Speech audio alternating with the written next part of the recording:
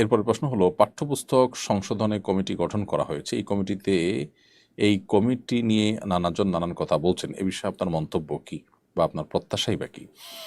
ধন্যবাদ। আমরা দেখেছি ইতিমধ্যে পাঠ্যপুস্তক সংশোধনের জন্য কমিটি গঠন করা হয়েছে। কিন্তু দুঃখজনক একটি বিষয় হলো যে কমিটি গঠনের ক্ষেত্রে আমরা দেখেছি ঘুরে ফিরে সেই যে কজন সদস্যকে আমি চিনি, সবাইকে অবশ্য চিনিও না, আমি যাদেরকে চিনি তারা সবাই চিহ্নিত বাম এবং অনেকটা ইসলাম মুসলমানদের প্রতি বিদ্বেষ লালন করেন এরকম ব্যক্তিগতভাবে চিনি এরকম কিছু লোকও আছেন সেখানে। অথচ আমরা জানি যে এই পাঠ্যপুস্তক নিয়ে সবচেয়ে বেশি আপত্তি করেছিলেন ইসলামিস্টরা, ওলামা একরাম, এদেশের ধর্মপ্রাণ সাধারণ এবং সর্বস্তরের মানুষ। সেই রকম একটি পরিস্থিতিতে যাদের সবচেয়ে বেশি অভিযোগের জায়গা ছিল, আপত্তির জায়গা ছিল, যাদের আপত্তিকে আমল নিয়ে গভর্নমেন্ট দু একটা সংশোধনও, বিগত গভর্নমেন্ট দু একটা সংশোধন আনতে বাধ্য হয়েছে, সেই লোকগুলোকে এই কমিটিতে তাদের কাউকে আমরা দেখলাম না। এটা খুবই দুঃখজনক এবং হতাশাজনক। কোনো অবস্থাতেই এটি আসলে গ্রহণযোগ্য হতে পারে না।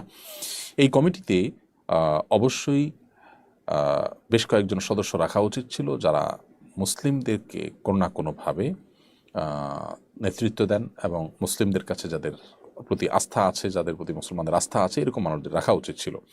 হতে পারে সেটা কোনো বিশ্ববিদ্যালয়ের ইসলামিক স্টাডিজের চেয়ারম্যান অথবা পদাধিকার বলে এরকম কোনো এই জাতীয় কোনো গুরুত্বপূর্ণ ব্যক্তি, দেশের সুনামধন্য ওলামা একরাম, এরকম ব্যক্তিদেরকে এখানে রাখা খুব বেশি প্রয়োজন ছিল বলে আমার মনে হয়।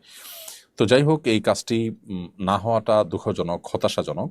যে কমিটি হয়েছে সেই কমিটিতে এখনও সংশোধন করার সুযোগ বা সেখানে যোগ বিয়োগ করার সুযোগ থেকে থাকলে সেখানে আমি উদাত্ত আহ্বান করব যে ওলামা ইকরাম এবং সাধারণ মুসলমানদের কাছে আস্থাভাজন বা ইসলামী জ্ঞানের আলোকে সমৃদ্ধ এরকম মানুষদেরকে যেন সেখানে সংযুক্ত করা হয়। সেই সাথে আমার আরেকটি আহ্বান থাকবে যে এই কমিটি যেন গণমানুষের যে চিন্তা ভাবনা সেটা যেন তারা তাদের সিদ্ধান্তের মাধ্যমে সেটার প্রতি যেন শ্রদ্ধা তারা জানান এবং গণমানুষের আকাঙ্ক্ষার প্রতিফলন জনসাধারণ তাদের এই সিদ্ধান্তে, এই কমিটির সিদ্ধান্তে যেন আসে। তারা সংস্কারের নামে যেন দায়সারা সংস্কার না করেন।